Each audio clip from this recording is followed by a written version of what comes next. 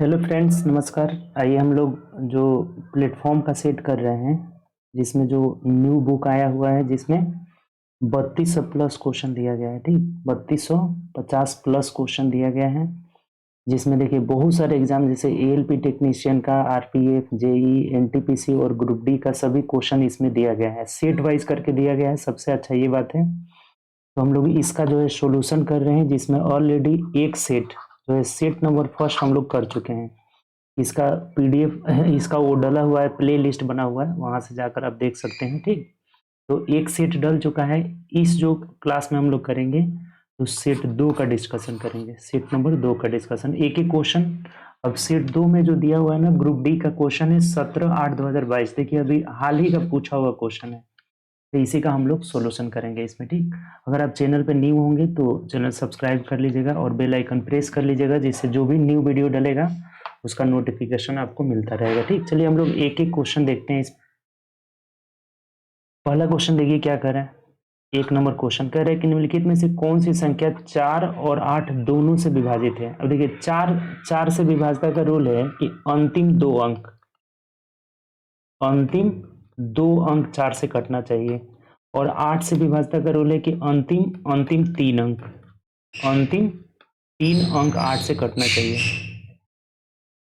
एक बात ये भी पता होगा कि जो संख्या 8 से कटेगी वो 4 से भी कटेगी। तो सिर्फ हम लोग 8 से विभाजन का रूल चेक कर लेंगे। जैसे मान लीजिए कि ये संख्या है, तो अंतिम 3 अंक 8 से कट जा रहा है, तो ये 8 से कटेगी, या जब 8 से कटेगी तो 4 से भी कटेगी। ये वाला नहीं कट रहा है, ये भी नहीं कट रहा है, ये भी नहीं कट रहा है, यानी यही हमारा आंसर हो जाएगा, ऑप्शन नंबर ए। 8 से कटने का रूल है कि अंतिम 3 अंक चेक करना होगा, 4 से कटने का रूल है कि अंतिम 2 अंक। तो जो संख्या 8 से कटेगी वो 4 से ऑब्वियसली कटेगी, तो इसीलिए पहला आंसर जो है हमारा आंसर हो जाएगा। ठीक, पहला ऑप्शन। आगे बढ़िए। देखिए ये कह रहे हैं कि इसका वैल्यू बताइए क्या होगा। Sine square 22 plus sine square 68 और कॉस स्क्वायर। देखिए एक बात आपको पता होगा कि sine square theta plus cos square theta is equal to 1 होता है। ये बेसिक आइडेंटिटी हम लोग का है। ठीक, sign square theta plus cos square theta बराबर 1।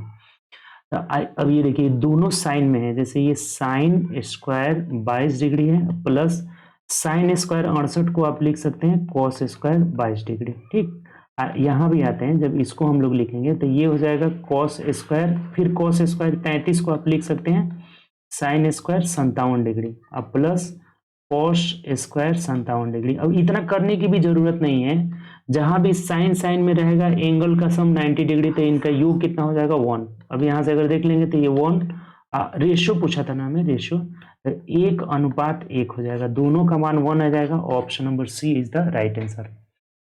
देखिए कॉस में रहे या साइन में रहे, ये तो जब भी रहेगा कि sine square theta plus cos square theta बराबर 1, या फिर साइन में रहे और कॉस में रहे, दोनों एंगल का सम अगर 90 डिग्री है तो दोनों का योग कितना हो जाएगा 1 हो जाएगा। यहाँ भी दोनों एंगल का सम 90 डिग्री है तो योग कितना हो जाएगा 1, तो 1:1 मतलब ऑप्शन नंबर सी हो जाएगा। चलिए आगे बढ़ते हैं। देखिए 3 नंबर क्वेश्चन कह रहा है ना कि 48, 72 और एक्स, तीन संख्या है, एक 48 है, एक 72 है और एक्स है, इनका एलसीएम कितना है आपका 576 है। सबसे पहले एलसीएम का फैक्टर तोड़िए। जो एलसीएम है इसका फैक्टर तोड़ेंगे तो 24 24 से 576, 24 का मतलब हो गया 2 गुणे 2 2 2, ये 8 रहना चाहिए, 2 बार 8 रहना चाहिए, और 3 गुणे 3 होगा, 3 गुणे 3, तो यानी कि यहाँ 2 के पावर 6 गुणे 3 के पावर 2 है।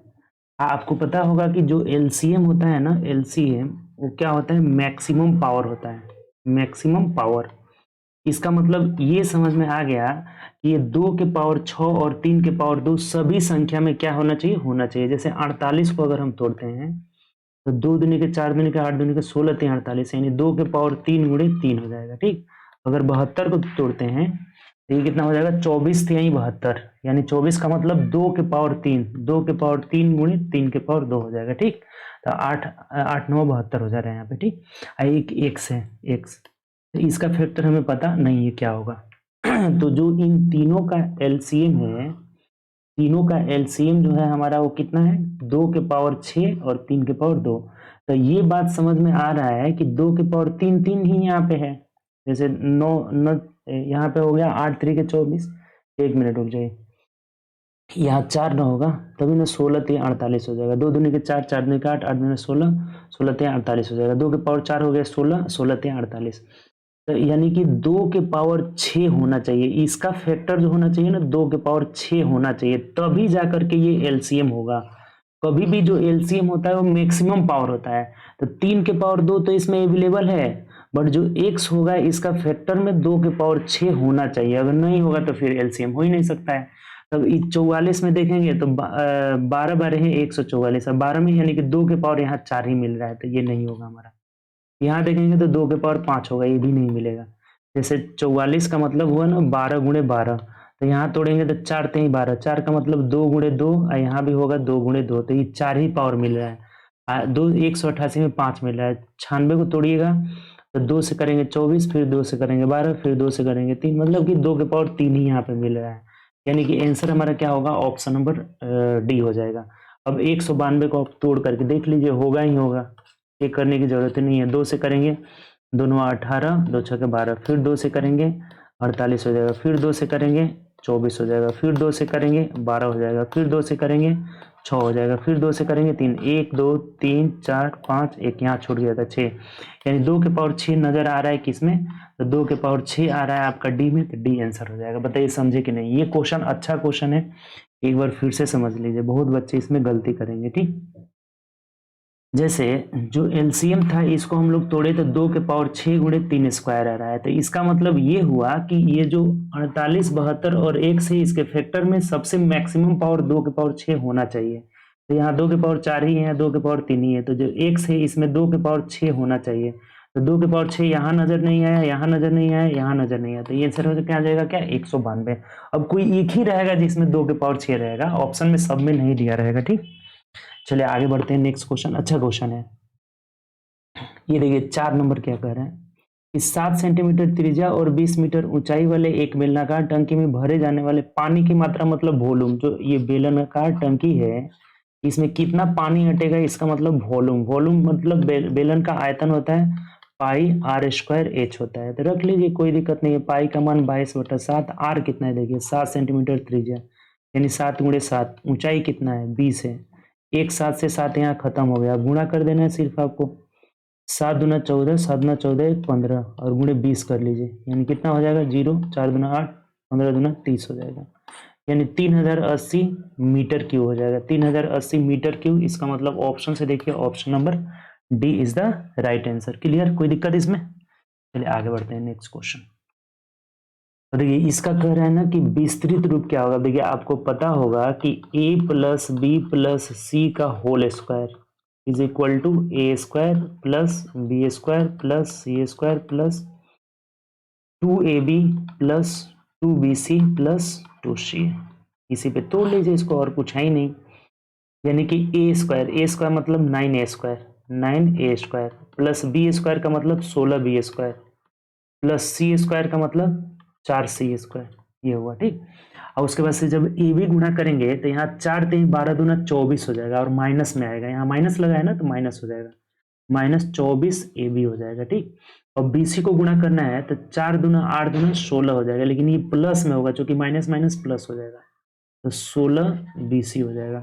फिर प्लस माइनस माइनस होगा, और सी ए को गुणा करेंगे तो 3 दूना 6, 6 दूना 12 हो जाएगा, यानी कि 12 ए सी हो जाएगा। अभी देख लीजिए किस ऑप्शन में दिया हुआ है, बस इस पर हमें तोड़ देना है, यानी कि 9 square 16 B square 4 C square -24 A B plus 16 B C और -12 ए सी, यहाँ पे 24 और 16 12, यानी कि ऑप्शन नंबर आपका क्या हो जाएगा, D is the right answer हो जाएगा। ठीक, मिला लेना है, ऑप्शन नंबर डी हो जाएगा। बताइए समझ में आया कि नहीं आपको, कोई समस्या है इसमें?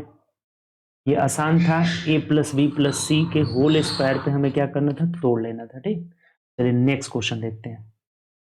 देखिए ये टाइम एंड वर्क का क्वेश्चन है।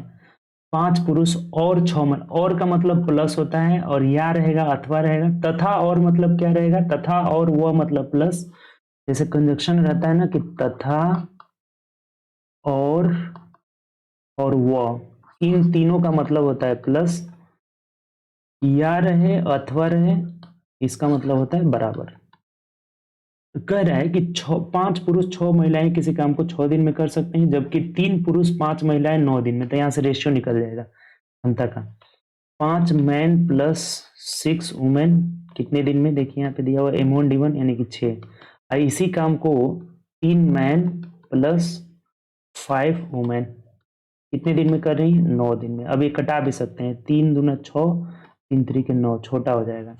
यहाँ से क्षमता निकाल लीजिए, तो ये 5 दूना 10 यानी कि 10 man plus 12 women is equal to 9 man plus 5 3 15 women हो जाएगा। मैन को एक साइड करिए तो 9 मैन इधर घट जाएगा, यानी कि मैन इज इक्वल टू कितना हो जाएगा? 15 में से 12 गया 3 वुमेन, तो मैन बट्टा वुमेन कितना हो जाएगा? 3/1 हो जाएगा। मैन का क्षमता 3, वुमेन का क्षमता 1। अब देखिए पूछा क्या है आपसे, कह रहा है कि 3 पुरुष और 2 महिलाएं उस काम को कितने, यानी कि यहाँ से पूछा है हमें कि 3 मैन प्लस 2 महिलाएं कितने दिन में करेंगी, पता नहीं है, एक्स मान लीजिए, और बराबर टोटल वर्क के लिए किसी एक को ले लीजिए, किसी एक को। जैसे 5 मैन प्लस 6 वुमेन कितना दिन में? 6 दिन में कर रहे थे, 6 दिन में कर रहे थे। अब रख दीजिए, इसमें कुछ नहीं है, मैन की जगह 3, वुमेन की जगह 1 रख लेना है। तो जब यहाँ 3 रखेंगे तो 3 3 के 9 और 2 11 हो जाएगा, 11 गुणे एक्स बराबर, इधर रखिए 3 तो 5 3 15 और 6 22, 15 6 5 11 यानी 21 हो जाएगा, गुणे 6 हो गया। अब देखिए कट नहीं रहा है, तो एक्स इज इक्वल टू हो जाएगा 6 कम 6 6 दूना 12, 126/11 भाग लगा देंगे, 11 कम 11, और फिर आपका यहाँ 1 बचा, फिर 11 कम 11 यानी 11.5/11 हो जाएगा।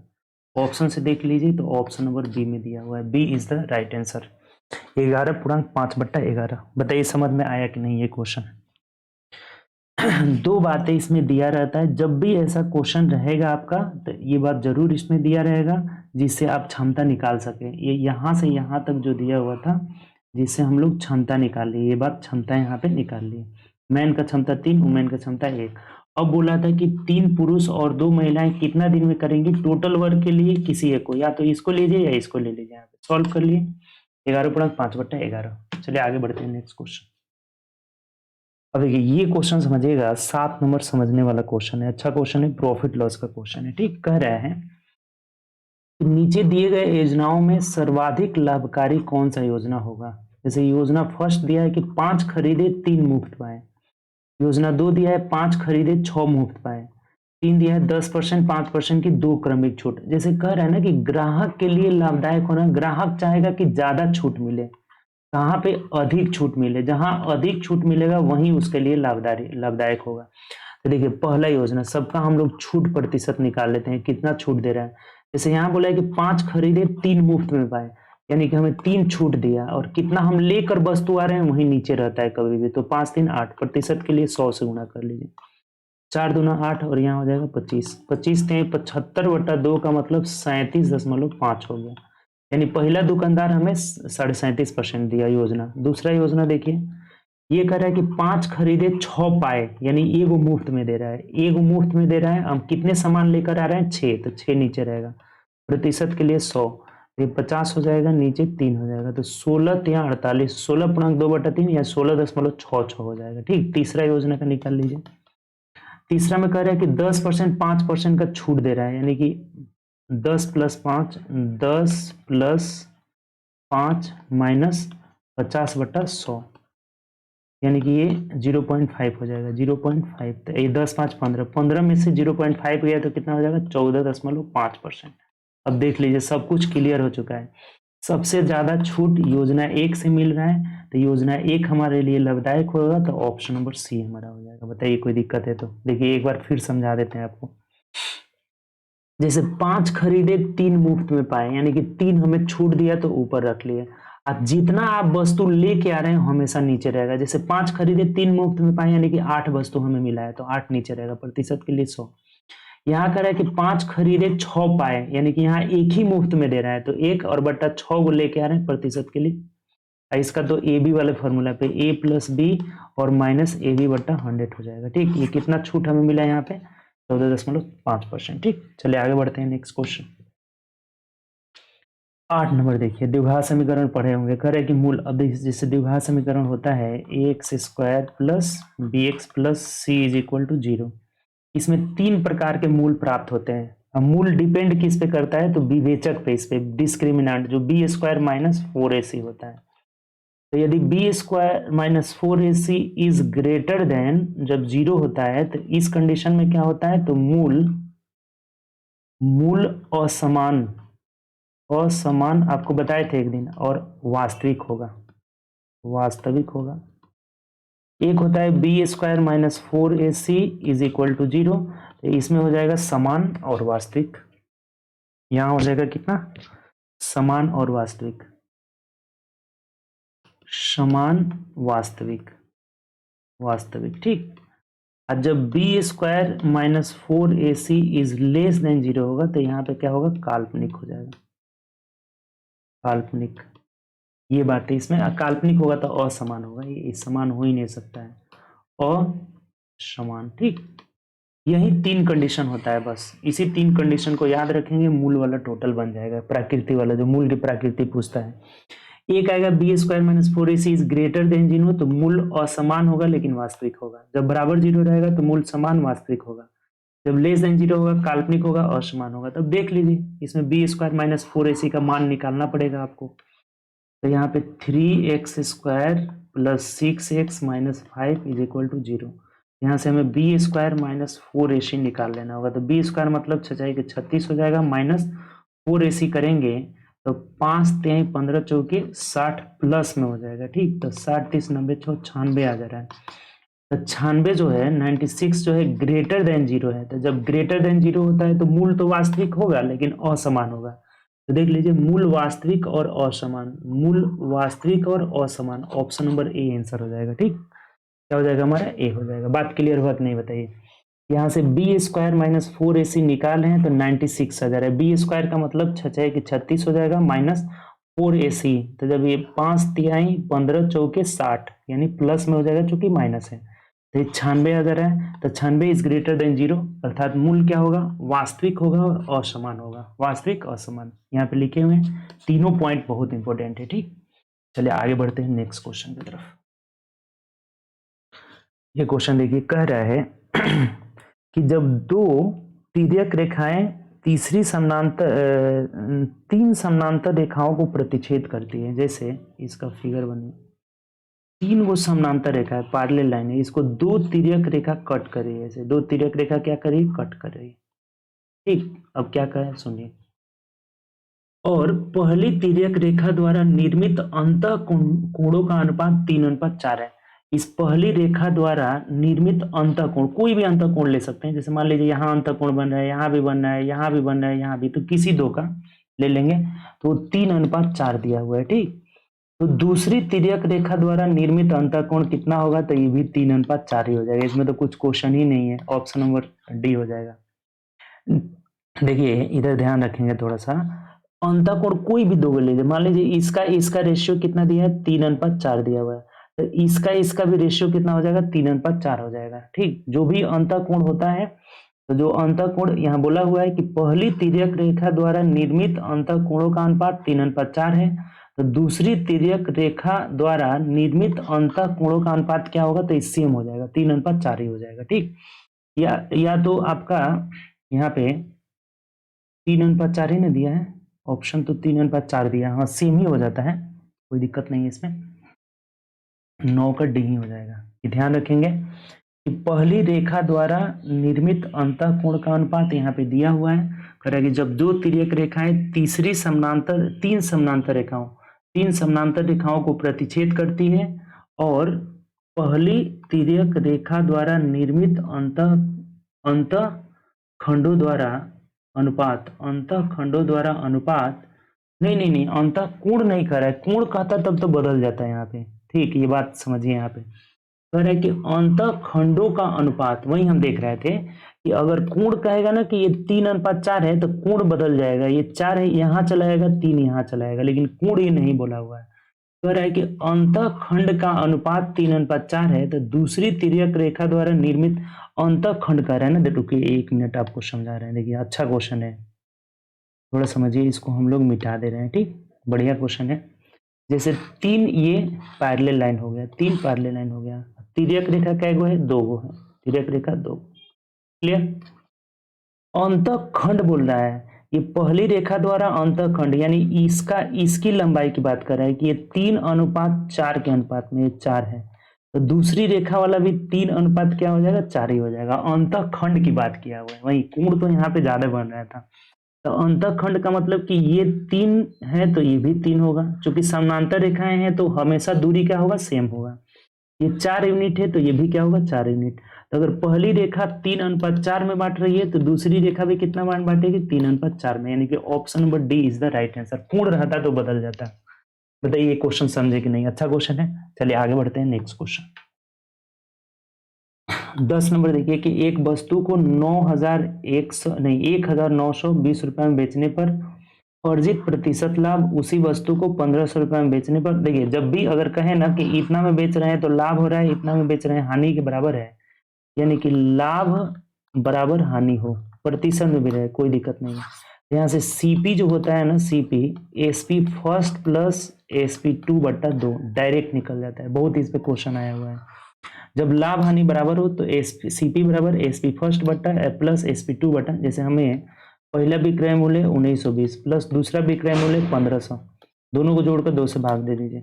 0 2 9 5 14 का 4 हासिल 1 हो जाएगा, 1 1, यानी कि 3420 में 2 से भाग लगा दीजिए, कितना आएगा, तो 1710 आ जाएगा। ये हमारा हो गया सीपी, यानी क्रय मूल्य हो गया 1710 रुपये सीपी। यहाँ पे बोला क्या है, यदि वह 10% लाभ अर्जित करना चाहता है तो उस वस्तु का विक्रय मूल्य पूछा है। बताइए सिंपल सा होगा, विक्रय मूल्य बराबर 1710 गुणे 10% लाभ चाहता है तो 110/100 हो जाएगा। 0 से यहाँ 0 कटा, ये 0 से ये 0 कटा, गुणा कर लीजिए।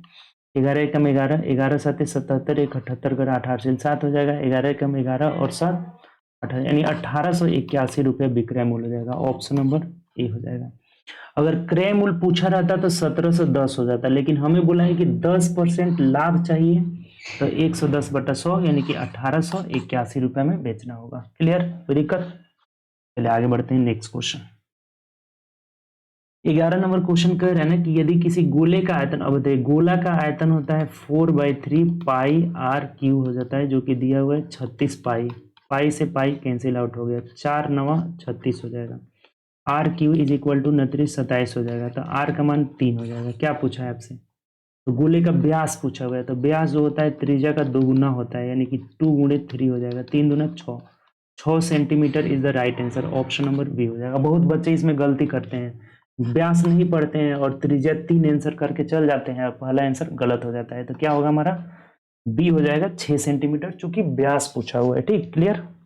चलिए आगे बढ़ते हैं नेक्स्ट क्वेश्चन। कह रहे हैं ना कि ए बी सी कोई व्यापार शुरू करते हैं, वे क्रमशः 6 महीने 12 महीने और 14 महीने के लिए साझेदारी करते हैं। यदि उनके लाभ का अनुपात 5:4:7 है तो उनसे संबंधित, अब देखिए एक बात आपको पता होगा, साझेदारी में क्या होता है, तो लाभ का जो अनुपात होता है ना, लाभ बराबर पूंजी गुणे समय, पूंजी गुणे समय। कभी भी पूंजी में हम जब समय से गुणा करते हैं ना तो लाभ का रेशियो निकल जाता है। यहाँ कर रहे हैं ना कि उनसे निवेश का पूंजी का रेशियो पूछा है, तो आप ही बताइए, यहाँ से पूंजी बराबर हो जाएगा लाभ बटा समय। लाभ के रेशियो में हम क्या करेंगे, समय के रेशियो से भाग दे देंगे, लाभ बटा समय हो जाएगा। ये बात आप ध्यान रखेंगे यहाँ पे कि पूंजी का जो रेशियो होगा लाभ बटा समय हो जाएगा। ठीक, तो अब यहाँ से हमें ए बी सी पूंजी का रेशियो पूछा हुआ है, तो लाभ देखिए लाभ कितना है, लाभ यहाँ पे 5 है, इसका लाभ 4 है, इसका लाभ 7 है। समय से भाग लगा दीजिए, इसका समय 6 महीना है अनुपात, इसका समय 12 महीना है, इसका समय कितना है, आपका 14 महीना है। बस खत्म हो गया।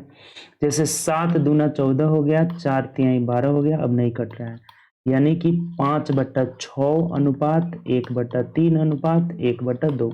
अब बताइए कि इसको सीधा बदलने के लिए हर के एलसीएम, यानी कि 6 3 2 का एलसीएम 6 हुआ, तो 6 से गुणा कर लीजिए। यहाँ भी 6 से गुणा करेंगे, यहाँ भी 6 से, तो 2 तिहाई 6 हो जाएगा, 3 दूना 6 हो जाएगा, 6 6 खत्म हो गया, यानी कि 5:2:3 हमारा राइट आंसर होगा। 5 2 3 देख लीजिए किस ऑप्शन में है, तो ऑप्शन नंबर ए में नजर आ रहा है, A is the right answer. बताइए कोई दिक्कत है तो इसमें।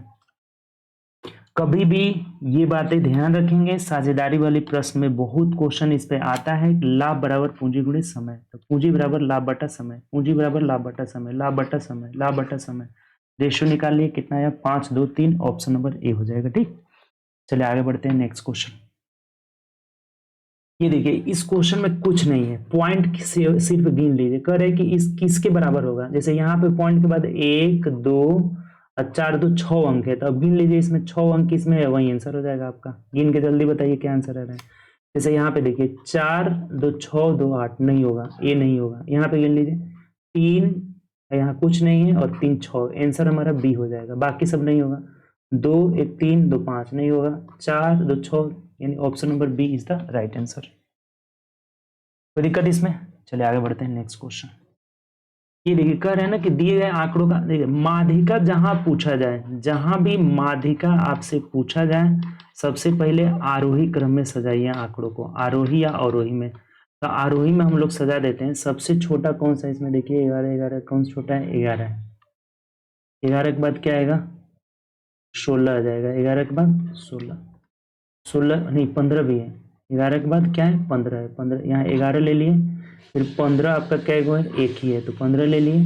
उसके बाद से देख रहे हैं यहाँ पे 16 है तो 16 ले लिए। उसके बाद से देख रहे हैं 17 है, काटते जाइए, इसको ले लिए, 17 ले लिए। उसके बाद देख रहे हैं 18 भी है यहाँ से, तो 18 भी ले लिए। 18 के बाद 19 20 21 नहीं, यानी 22 है तो 22 ले लीजिए, 22। उसके बाद से देखिए 22 के बाद आपका 33 है, यहाँ पे 33 ले लीजिए, 33 ठीक। उसके बाद 51 है, 51 ले लीजिए। 51, 51 के बाद क्या है, 71 75, यानी 71 है और ये 75 है ठीक।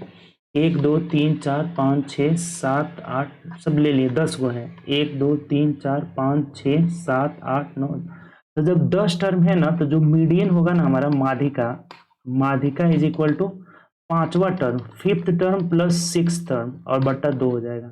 यानी 1 2 3 4 5, 5 और 6 को जोड़ करके आधा कर लीजिए, यानी 18 प्लस 22 बट्टा 2 हो जाएगा। 18 22 40 हो जाएगा, 40 बट्टा 2 इसका मतलब 20 हो जाएगा। जो हमारा मीडियन हो जाएगा 20, option number A is the right answer. Clear? कभी भी अगर माध्यिका निकालना हो तो आप सबसे पहले आरोही क्रम में सजाएंगे। आरोही क्रम में सजाने के बाद जो बीच में टर्म होगा वही मीडियन कहलाता है। अगर दो बीच में मिलेगा, जैसे इसमें मिल रहा है, तो दोनों को जोड़ करके 2 से भाग लगा दिए, 20 आ गया ठीक। चलिए आगे बढ़ते हैं नेक्स्ट क्वेश्चन। क्वेश्चन नंबर 15 देखिए कि ए की आयु बी की आयु से दोगुनी है, बी की आयु सी की आयु का 1/3 है। देखिए 3 लोग हैं, ए है, बी है और एक सी है। कह रहा है कि ए की आयु बी की आयु से दोगुनी है, ए की आयु बी की आयु से दोगुनी है, 2:1 हो जाएगा ठीक, 2:1। उसके बाद कह रहा है कि बी की आयु सी की आयु का 1/3 है। बी की जो आयु है ना, सी के आयु का 1/3 है, 1/3 है। तो देखिए सी के आयु का 1/3 है, तो ये इसका 3 गुना यानी कि 3 हो जाएगा। सिंपल सा हो गया, अब बदल गया आराम से। इसका ये 1/3 है तो इसका क्या हो जाएगा, ये 3 गुना हो जाएगा। तो ये 1 है तो ये 3 हो जाएगा। अब कुछ नहीं है, क्वेश्चन में पढ़िए। ए बी सी के आयु का योगफल 42 है, यहाँ अनुपात जोड़ दीजिए, 3 1 4 और 2 6 हो जाएगा। 6 इज इक्वल टू 42 दिया हुआ है, तो एक यूनिट का मान कितना हो जाएगा, 7 हो जाएगा। तो क्या बोला है आपसे, ए और बी की आयु का योग, ए और बी के आयु का योग बोला हुआ है। तो ए का 2 था, बी का 1, यानी कि 2 1 3 यूनिट का मान कितना हो जाएगा, तो 21 वर्ड्स हो जाएगा और यही हमारा आंसर हो जाएगा। Option number C is the right answer. Clear? कोई दिक्कत इसमें? सिंपल है, आराम से समझ में आ गया होगा। चलिए आगे बढ़ते हैं नेक्स्ट क्वेश्चन। 16 देखिए, इसे पी बाई क्यू के 0.424 और 24 पे रेकरिंग है। कभी भी पी बाई क्यू के रूप में बदलते समय सबसे पहले 424 ऊपर 424 लिख देंगे। जितने अंक पे रेकरिंग नहीं है उसको घटा दीजिए, बट्टा जितने अंक पे रेकरिंग है 9 9 रखिए, एक पे नहीं है उसके लिए 0 रख दीजिए, बात खत्म। 420 बट्टा 990 हो जाएगा। 0 से 0 कट गया। अब कटा लेना है, चूंकि कटा दिया यहाँ पे ठीक। जैसे इसको कटाएंगे 3 से तो 14 तिया 42, इसको 3 से कटाएंगे 33 हो जाएगा, यानी कि 14/33 is the right answer. Option number B हमारा सही आंसर हो जाएगा ठीक। चलिए आगे बढ़ते हैं नेक्स्ट क्वेश्चन। देखिए फिर आ गया द्विघात समीकरण वाला, कह रहे कि मूलों का योग। अब देखिए इसमें मूलों का योग पूछा है। कभी भी मूलों का जो योग होता है ना, मूलों का योग यानी alpha plus beta is equal to -b/a होता है। एक होता है मूलों का गुणनफल, देखिए दोनों याद रख लीजिएगा। मूलों का गुणनफल, गुणनफल जो होता है अल्फा इंटू बीटा, यानी c/a हो जाता है। योगफल जो होगा -b/a, गुणनफल हो जाएगा c/a। यहाँ से योगफल निकालना है हमें, तो -b का मान -13 है और बट्टा a का मान 3 है, तो +13/3 हो जाएगा। 13/3 देख लीजिए किस ऑप्शन में है, -b/a होता है ना, गुणनफल पूछा हुआ है, सॉरी यहाँ पे गुणनफल पूछा हुआ है, योगफल नहीं पूछा हुआ है, गुणनफल पूछा हुआ है, तब तो सिंपल सा है। हमें पूछा है गुणनफल, एक मिनट, गुणनफल का मतलब c 6 है, a 3 है, तो 3 दूना 6, ऑप्शन नंबर ए हो जाएगा, सिंपल। चलिए आगे बढ़ते हैं, नेक्स्ट क्वेश्चन। कह रहे कि यदि रीना अपने घर से 3 के स्पीड से चलती है, 3 किलोमीटर की चाल से चलती है तो 20 मिनट देरी से पहुंचती है, 4 किलोमीटर की चाल से चलती है तो 30 मिनट पहले पहुंच जाती है, तो उसके घर से जन्मदिन पार्टी वाले स्थान के बीच की दूरी, यानी जन्मदिन पार्टी में जा रही थी। देखिए इस तरह के क्वेश्चन में एक बात ध्यान रखिएगा, बहुत क्वेश्चन ऐसे पूछा जाता है, दूरी बराबर चालों का गुणनफल, चालों का गुणनफल बट्टा चालों का अंतर, चालों का अंतर गुणे टोटल टाइम, टोटल टाइम। आज जितना भी क्वेश्चन इस पे पूछा होगा सब बन जाएगा इसमें। जैसे चालों का गुणनफल, यानी किस किस चाल से जा रही थी, तो पहले जा रही थी 3 के स्पीड से, बाद में गई 4 के स्पीड से, यानी कि 4 3 12 हो जाएगा, बट्टा चालों का अंतर, 4 में से 3 गया 1। अब टोटल टाइम देखिए, इसको समझना होगा, जैसे यहाँ पे 20 मिनट देर कर रही थी, देखिए टोटल टाइम समझना होगा बहुत अच्छा से। देखिए यहाँ पे समझिए थोड़ा सा, टोटल टाइम जैसे यहाँ 20 मिनट देरी से जा रही थी और यहाँ पे 30 मिनट पहले गई, तो जब देर पहले रहेगा तो दोनों जुड़ जाएगा, अब पहले पहले रहेगा दोनों घटेगा, एक जब एक राशि इनका रहेगा घट जाएगा, और दोनों अपोजिट में रहेगा, जैसे यहाँ देर करी यहाँ पे पहले गई तो ये जुड़ जाएगा, यानी टोटल टाइम हो जाएगा 30 20 50 मिनट, घंटा में बदल लीजिए, 60 से भाग दे दीजिए, 12 25 60, 5 10 50, यानी कितना हो जाएगा 10 किलोमीटर। जहाँ पे पार्टी में वो गई थी उसकी दूरी 10 किलोमीटर था, option number A is the right answer. इस चीज को ध्यान रखेंगे आप, दूरी बराबर चालों का गुणनफल बटा चालों का अंतर गुणे टोटल टाइम होता है, ठीक। चलिए आगे बढ़ा जाए, नेक्स्ट क्वेश्चन। कह रहा है कि 36 संख्याओं का माध्य 42 पाया गया, बाद में पता चला कि 47 को गलती से 41 पढ़ लिया गया था, तो दी गई संख्याओं का सही माध्य। अब देखिए इसमें सही माध्य पूछ रहा है, सही माध्य क्या होगा, जो गलत माध्य है वो कितना है आपका 42 है, 42 पाया गया, यानी कि 42। अब गलती से जैसे कि 47 पढ़ना था लेकिन गलती से हम 41 पढ़ लिए, गलती वाला, तो आप गलती कितने का गलती किए हैं, मतलब कितना कम पढ़े हैं, तो 6 कम पढ़े हैं। क्या पढ़े हम 6 कम, जैसे 47 हमें पढ़ना था लेकिन हम 41 पढ़ लिए हैं, तो 6 कम पढ़े हैं, तो 6 हमें जोड़ना पड़ेगा और इसका माध्य संख्या से भाग लगा देंगे, यानी कि 36 से भाग लगा देंगे, यही हमारा सही माध्य हो जाएगा। क्लियर, 47 के बदले हम 41 पढ़े हैं, यानी कि 6 कम पढ़े हैं, तो 6 इसमें जोड़ना पड़ेगा और संख्या 36 है तो 36 से भाग लगा देंगे, 6 की 36, यानी हो जाएगा 42 प्लस, अब 1/6 का मान रख दीजिए, जैसे 0.6 एकम 6 हो जाएगा और फिर कितना 3 आ जाएगा, तो 6 के 4 आ जाएगा, तो 6 के 36, 6 के 6 आता रहेगा, यानी 42.16 को यानी 7 लिख सकते हैं, 42.17 जो कि ऑप्शन नंबर डी में दिया हुआ था। 42.1666 आ रहा है, तो इसको स्टॉप कर दीजिए, एक मानकर जोड़ दिया जाता है, तो 42.17 ऑप्शन नंबर डी हो जाएगा। देखिए आसान सा था क्वेश्चन, बात क्लियर जी। अब यहाँ पे अगर ज्यादा पढ़े रहते तो फिर घटाते, यहाँ कम पढ़े थे तो जोड़ेंगे, उल्टा काम होता है, ज्यादा पढ़े रहेंगे तो घटाएंगे, कम पढ़े रहेंगे तो जोड़ेंगे यहाँ पे, ठीक। चलिए आगे बढ़ते हैं, नेक्स्ट क्वेश्चन। ये देखिए ग्राफ से रिलेटेड आपका क्वेश्चन आ गया, 20 नंबर क्वेश्चन। पढ़िए ग्राफ को क्या कर रहा है कि निम्न ग्राफ 3 परीक्षा 1 2 3 3 व्यक्ति ए बी सी द्वारा अंकों को दर्शाया गया है, यानी कि 3 को परीक्षा है जिसमें टेस्ट फर्स्ट, टेस्ट 2, टेस्ट 3, ये ग्राफ भी है, उसी का नीचे बॉक्स भी बना के दे दिया है। जैसे टेस्ट फर्स्ट में ए 45 नंबर पाया है, तो देखिए ए का इसमें दिया होगा कि कौन ए है, ये ए है, बी है, सी है, इससे कोई मतलब भी नहीं है, इसको हटाइए, यहाँ पे डाटा दे दिया है, तो सबसे आसान यही है डाटा से लेकर चलना, ठीक।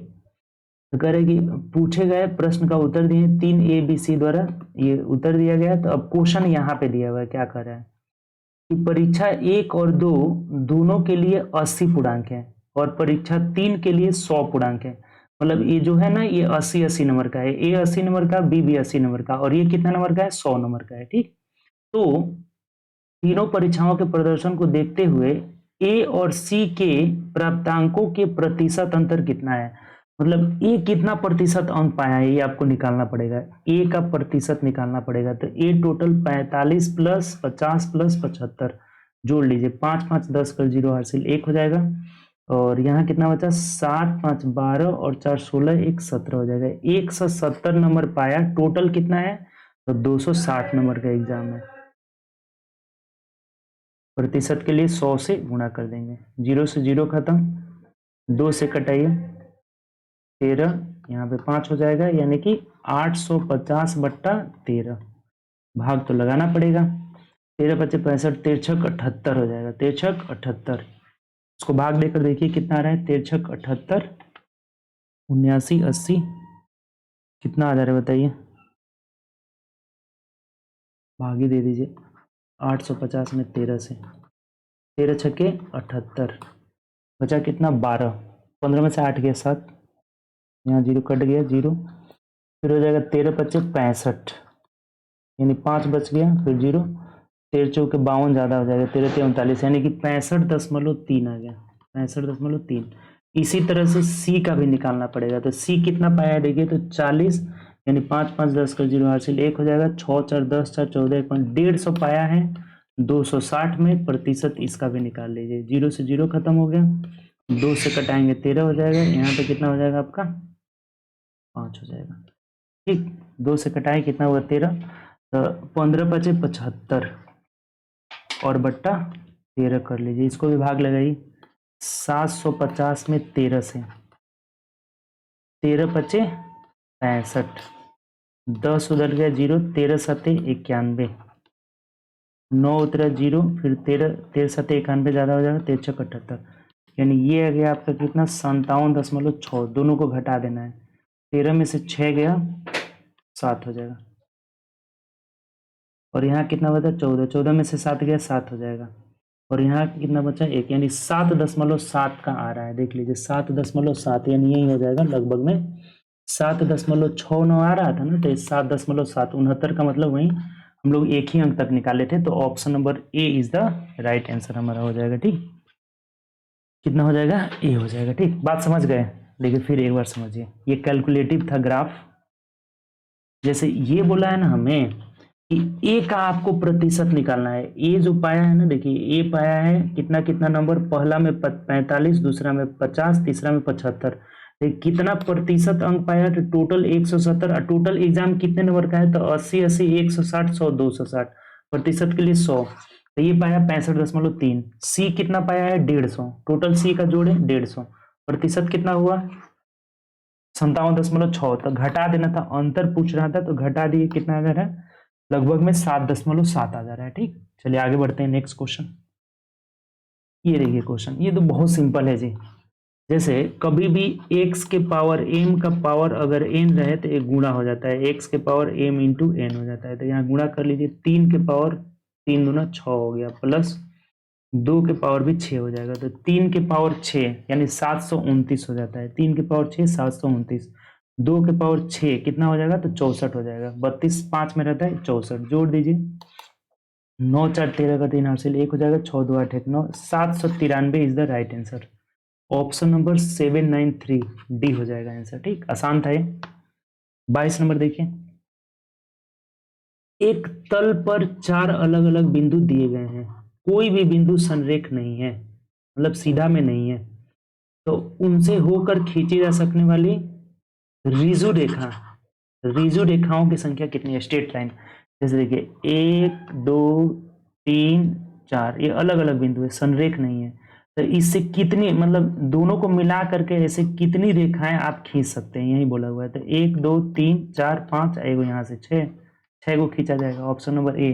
देखिए इसका बनाने का तरीका आपको बता रहे हैं हम कि कैसे ये हम लोग बनाएंगे, ऐसे तो बनाएंगे तो बनाते ही रह जाएंगे, अगर 12 को 13 को डॉट दे दिया तो। ठीक, तो इसका तरीका होता है ना NCR, NCR, अब NCR मतलब n गो पॉइंट में से R पॉइंट लेकर खींची जा सकने वाली संख्या हो जाएगा NCR।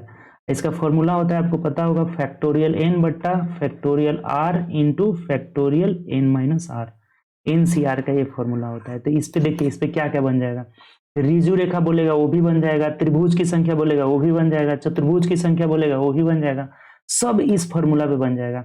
जैसे दो बिंदु को जोड़ेंगे तभी ना एक रिजु रेखा यानी स्ट्रेट लाइन बनेगा। तो जैसे 4 बिंदु है तो 4C2 हो जाएगा, क्योंकि 2 बिंदु को लेना है। यही अगर बोलता है कि कितने त्रिभुज का निर्माण होगा, तब यहाँ पे 4C3 हो जाता। कितने चतुर्भुज का निर्माण होगा तो 4C4 हो जाता। पंचभुज का बोलता तो अब यहाँ शीर्ष ज्यादा दिया रहता, तो 5 कुछ भी दिया रहता, NC5 हो जाएगा। तब इसको सॉल्व कर लीजिए, ऊपर हो जाएगा फैक्टोरियल 4, नीचे होगा फैक्टोरियल 2 और एक बार घटेगा तो फिर फैक्टोरियल 2 हो जाएगा। तो 4 का 4 गुणे 3 गुणे 2 गुणे 1, फैक्टोरियल 2 का मतलब 2 गुणे 1, फिर इधर भी 2 गुणे 1 हो जाएगा। ये 2 दूनी के 4 से कट गया, 3 दूना 6 गु बनेगा, जो कि ऑप्शन नंबर ए में दिया हुआ है। इस तरह से अगर मान लीजिए 13 को भी बिंदु दे दिया, पूछेगा कै गो रिजु रेखा बना है, तो आराम से आप निकाल सकते हैं। ये फॉर्मूला बड़ी काम का चीज है, इसको याद रखिएगा। ठीक, चलिए आगे बढ़ते हैं नेक्स्ट क्वेश्चन। 23 देखिए, एक पृष्ठ मतलब एक पाठ्य पुस्तक में कुल 892 पृष्ठ है, इसे 2 भाग में बांटा गया है। पुस्तक के दूसरे भाग में पहले भाग, जैसे 2 भाग है, 2 भाग, ये पहला भाग हो गया, दूसरा भाग हो गया। ठीक, तो दूसरे भाग में पहले भाग की तुलना में 52 पृष्ठ कम है। जैसे अगर ये x मान लेते हैं तो x माइनस 52 है, यहाँ पे 52 पृष्ठ क्या है, कम है। ठीक, तो पुस्तक के दूसरे भाग में कितने, अब देखिए सिंपल, दोनों का जोड़ ही ना दिया हुआ है। जैसे 2x minus 52 is equal to कितना है, 892 दिया हुआ है। इसको इधर लेके चले जाइए, जुड़ जाएगा। 2x इज इक्वल टू 2 2 4, 9 5 14 4 हासिल 1 हो जाएगा, 8 1 9 कटा देंगे, 2 चौके 8, 2 7 14, 2 3 4 यानी 172 आ गया। ठीक, 2 चौके 8, 2 7 14, 2 472। तो ये 472 पहले भाग का हो गया। हमें बोला है दूसरे भाग में कितना पृष्ठ है, तो 472 में से 52 घटा देना है, 0 2 4, 420 is the right answer, option number D. Clear, आसान था क्वेश्चन। ये 52 है, रुकिए मिटा के इसको लिख देते हैं। ठीक, ये क्या है, 52 है, 52 है। ठीक, एक में अगर x हुआ तो एक में कितना हो जाएगा, x माइनस 52 हो जाएगा। दोनों का योग दिया हुआ था, कर लिए, आराम से सॉल्व हो गया। ठीक, आगे बढ़ते हैं नेक्स्ट क्वेश्चन। ये देखिए, कह रहा है हमें कि पिछले वर्ष रंजन का मासिक वेतन कितना था, 34,500 रुपया था। ठीक, उसके बाद कह रहा है कि इस वर्ष उसका मासिक वेतन 38,640 रुपया है। तो पिछले वर्ष के तुलना में मासिक वेतन में कितने प्रतिशत की वृद्धि हुई। अब देखिए, और पहले कितना का वृद्धि हो रहा है ये निकाल लीजिए, अंतर कर दीजिए। 0 4, 6 में से 5 गया 1, 8 में से 4 गया 4, 4140 का वृद्धि हुआ है। किस पर, तो 34,500 पर। प्रतिशत के लिए 100 से हमेशा गुणा करते हैं, 2 0 से 2 0 खत्म, 5 से कटाएंगे, 5 7 नहीं, 5 6 30, 5 9 45, ये कटेगा 5 से, 5 8 40, 5 दूना 10, 5 8 40 हो जाएगा। ठीक, अब देखिए इसको 69 से कटाना है, 69 से 12 मर्थ में कट जाना चाहिए, 12 से गुणा कर लीजिए तो 12 9 108, 12 6 72, देखिए आ गया, ये डायरेक्ट 12 मर्थ में कट गया। कितना आ जाएगा, 12%, ऑप्शन नंबर डी हो जाएगा। कितना आंसर हो जाएगा, डी। क्लियर कि नहीं, कोई दिक्कत। आगे बढ़ते हैं 25 नंबर देखिए, 14 वर्ष पहले एक पिता की आयु पुत्र की आयु की 3 गुनी थी। 14 वर्ष पहले का मतलब -14, फादर और सन 3 गुनी थी, 3:1 हो जाएगा। ठीक, अब कह रहा है कि वर्तमान, वर्तमान मतलब 0 मान लेंगे, 0, इसकी कितनी है, पिता की आयु उसके पुत्र से 2 गुनी है, 2:1 हो जाएगा। ठीक, देखिए एक बात समझिएगा, इस रेशियो मेथड आपको बहुत बार बताए होंगे। जैसे इधर हो गया 14 वर्ष का अंतर है, समय में 14 वर्ष का अंतर, इधर भी अंतर सेम आना चाहिए, लेकिन सेम आ नहीं रहा है, तो हम क्या करेंगे, क्रॉस अंतर से गुणा कर दिया। जैसे 2 1 का अंतर 1 से ऊपर, 3 1 का अंतर 2 से नीचे, कितना आ गया देख लीजिए, तो 3:1 ऊपर आ जाएगा, इधर आ जाएगा 4:2 हो जाएगा। अब घटा कर देखिए, 4 में से 3 गया 1, 2 में से 1 गया 1, यानी इसी 1 का वैल्यू इधर 14 वर्ष है। 1 का वैल्यू कितना है, 14 वर्ष है। तो क्या पूछा है आपसे, पिता और पुत्र की वर्तमान आयु का योग क्या होगा। तो वर्तमान मतलब यही ना हो गया वर्तमान, तो योग का मतलब 4 2 6 का मान पूछ रहा है, 6 गुणे 14 हो जाएगा, तो 14 6 84 वर्ष हो जाएगा, और यही हमारा आंसर हो जाएगा। आसानी से option number B is the right answer. बताइए कोई दिक्कत है इसमें? कभी भी इसको रेशियो मेथड से बनाएंगे, इस तरह का क्वेश्चन आजकल बहुत ज्यादा पूछा जा रहा है। ठीक, ये 3:1 का रेशियो था 14 वर्ष पहले, इसको ये वर्तमान में था, वर्तमान में 0 दे देंगे। 2:1 था, तिरछा गुणा करके अंतर सेम कर लिए 1:1। इधर कितना था 14, 1 यूनिट का वैल्यू 14, तो दोनों का योग पूछ रहा था तो 6 यूनिट का वैल्यू 84। पिता का पूछता तो 4 यूनिट का वैल्यू हो जाएगा 14 चौके 56। पुत्र का केवल पूछता 14 दूना 28, दोनों का योग पूछा था, जोड़ ली। आगे बढ़िए 26 देखिए, साधारण ब्याज पर निवेश की गई राशि 2 वर्ष में 1250 रुपये। 5 देखिए, 5 को ऊपर लिख देते हैं। 5 वर्ष में कितना हुआ है 2000 रुपये। 2 साल में कितना हुआ है 2 साल में तो 1250 रुपये हुआ है। अंतर कर लीजिए, जैसे 5 में से 2 गए 3। कभी भी अगर मिश्र धन, ये अमाउंट है 2 साल में, ये क्या हो रहा है अमाउंट है, ये A1 है, A1 है ये, और ये क्या है A2 है, A1 A2 अमाउंट दिया हुआ है। तो दो अमाउंट को कभी घटाते हैं ना तो ये 3 साल का ब्याज मिलेगा, ये SI मिलेगा। कितना हुआ जो घटा दीजिए, 0, 10 में से 5 गया 5 हो जाएगा, यहाँ पे 9, 9 में से 2 गया 7 हो गया, यानी 750 हो जाएगा। ठीक, तो 3 साल का 750 है तो 1 साल का निकाल लीजिए। हर साल का साधारण ब्याज इक्वल होता है, तो 1 साल का हो जाएगा, कटा देंगे तो 25 3 75, यानी 250 रुपया 1 साल का ब्याज हो गया। ये पूछा क्या है आपसे, दर पूछ रहा है।